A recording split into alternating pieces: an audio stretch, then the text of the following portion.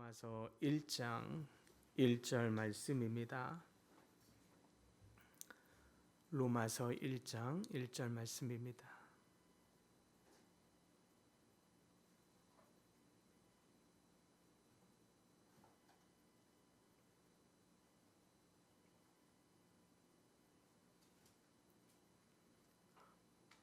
한 목소리로 함께 봉독합니다.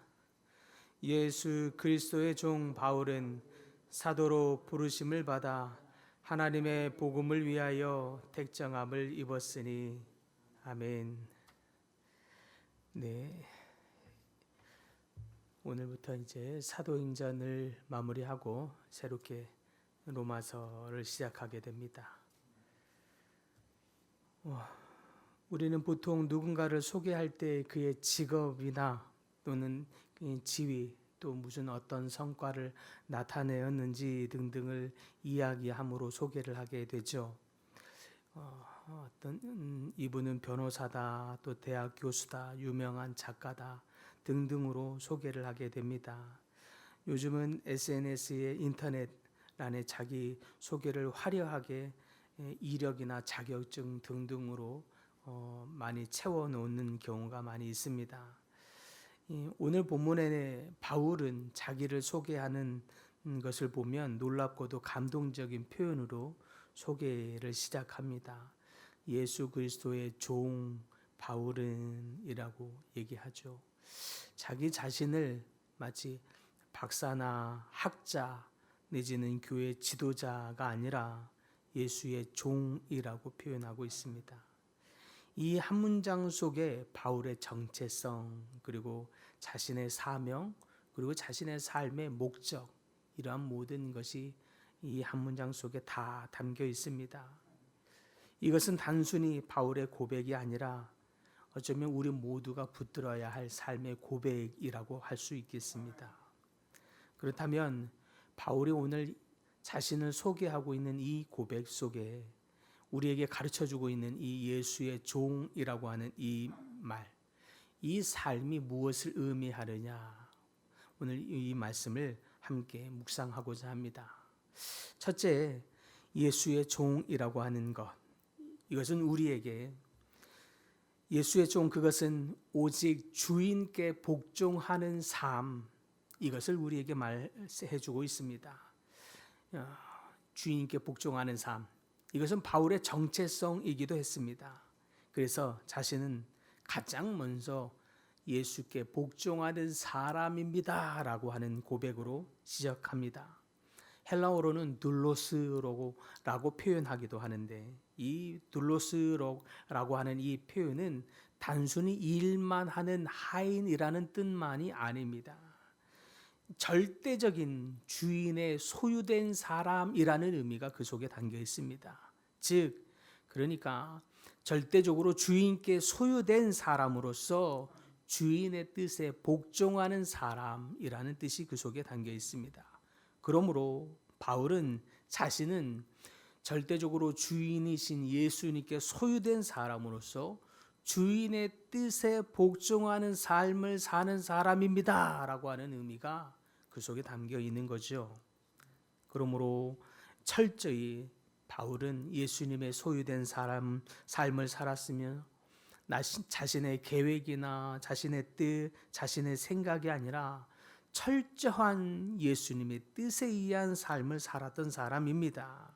그래서 그는 고백하기를 나는 나의 뜻에 의해서 삶을 살지 아니하고 예수님의 뜻에 의해 삶을 사는 예수님의 종입니다 라고 하는 고백을 하고 있는 것입니다.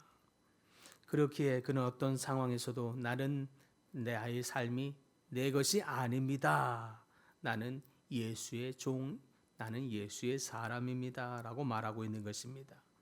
그래서 심지어 감옥에 갇혀 있는 순간에서조차도, 핍박을 받고 있을 때에도 그의 삶의 정체성은 변하지 않습니다.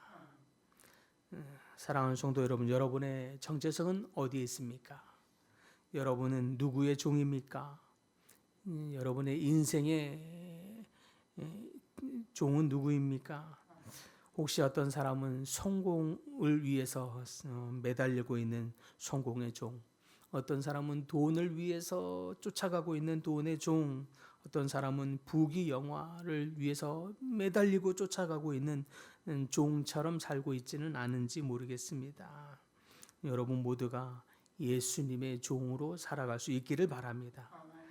두 번째, 예수의 종이라고 하는 삶, 이것이 무엇이냐? 이것은 사도로 부름받았다는 한 것이 이야기합니다. 사도로 부름을 받았다는 것이라고 하는 이 표현이 함께 나오는데, 이것은 그리스도의 사명을 보여주고 있는 삶을 이야기하기도 합니다. 바울은 자신을 소개할 때 사도로라는 이 표현을 얘기하는데, 이 사도는 단순한 직책을 이야기하는 것이 아닙니다. 하나님의 뜻에 따라 특별히 택함을 받은 사람을 이야기하는 것입니다. 즉, 그는 다메섹 도상에서 주님을 만난 이후에 완전히 삶의 방향이 바뀝니다. 그리고 이제 그는 더 이상 자신을 위한 삶이 아니라 특별한 주님의 사도로서의 부르심을 가진 사람으로 바뀌게 됩니다. 이 사도직은 사람에게서 나온 직분이 아닙니다. 하나님에게서 온 직분입니다.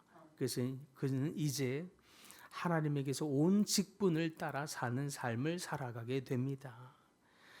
그는 이제 왜 그가 이러한 직분을 받았는지 깨닫고 그 사명을 완수해가는 삶을 살아가게 됩니다. 우리 모두도 하나님께 부름받은 사람임을 잊지 않아야 할 것입니다. 그 직분의 크기와 또 높이와 어떠한 것과 상관없이 우리는 모두 다 그리스도인이라고 하는 하나님께 부름받은 사람임을 우리는 잊지 않아야 합니다.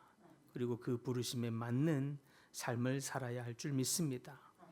또 마지막으로 바울은 말하기를 복음을 위하여 택정함을 입은 자라고 말하고 있습니다. 복음을 위하여 택정함을 입었다는 것, 그것은 인생의 목적이 그에게 있어서 복음이라고 말하는 것입니다.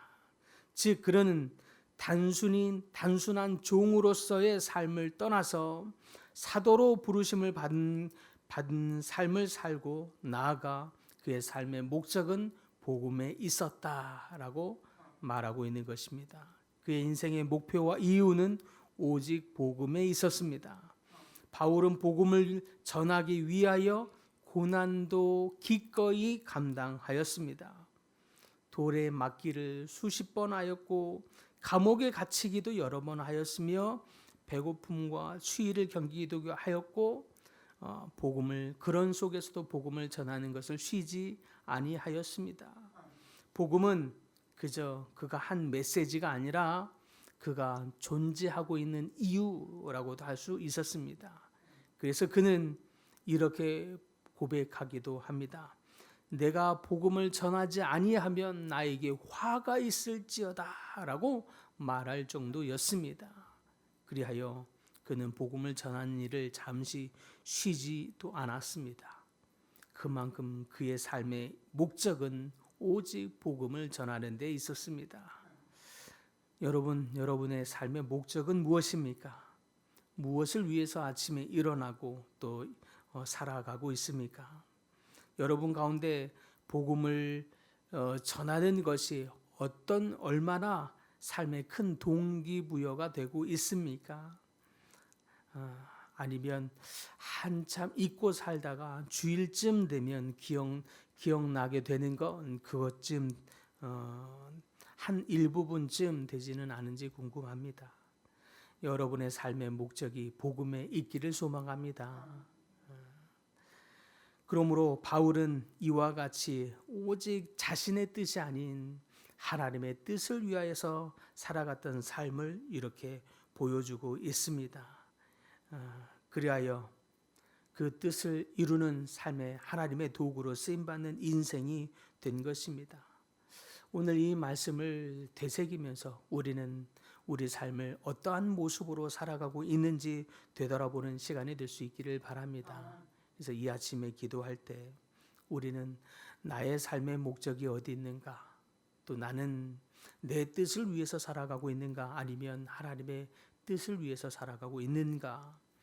나는 오직 나를 부르신 하나님의 뜻을 이루기 위해서 살아가고 있는가? 아니면 나의 뜻을 이루기 위해서 살아가고 있는가? 되돌아보면서 오직 나를 부르신 주인, 오직 그 뜻을 위해서 살아가는 여러분의 삶의 고백이 이 아침에 기도할 때 고백되어질 수 있기를 간절히 소망합니다. 주님.